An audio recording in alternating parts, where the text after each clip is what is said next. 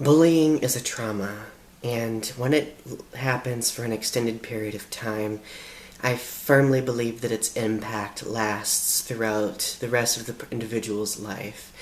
And I wanted to start doing this series of videos titled Confessions of a Bullying Survivor because I wanted to share some of my own experiences and share some of the ways that I overcome these difficulties. I've been very hard on myself today, and I feel like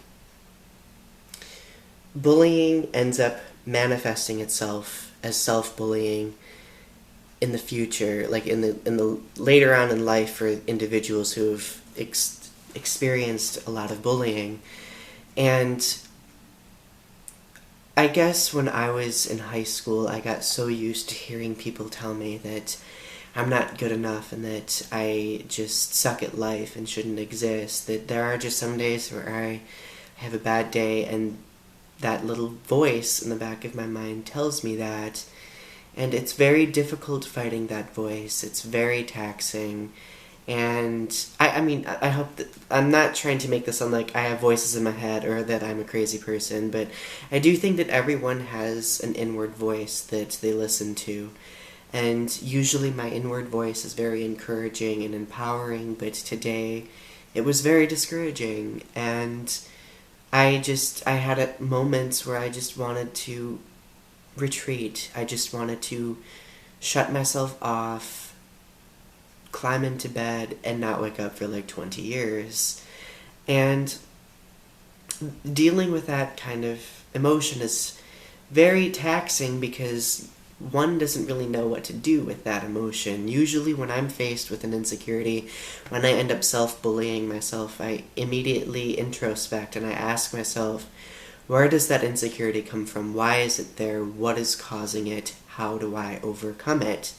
And normally I resort to like the affirmations for bullying victims, and I, try to tell myself different affirmations that uplift me. I am good enough, I can overcome, I am not a victim of this. But there are some days like today where I was just like, I'm too tired. I'm too tired to argue with that voice. I am too tired to fight back against that voice. What makes it difficult on top of that is, I don't cry often unless something significant happens to provoke me to cry, and not being able to cry, not being able to release that tension is very overwhelming, and it gets to the point where my only escape is sleep. But I was thinking about it today, when it comes to self-bullying, the first step to healing yourself from such things is just admitting that it's there and admitting that you actually do it. Because if you avoid it and put it off, and it just continues to fester and it continues to boil within you.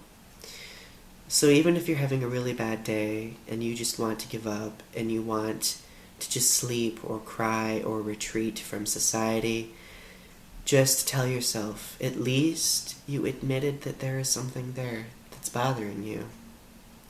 And from that point on, it's easier to come up with a solution and to overcome that difficulty.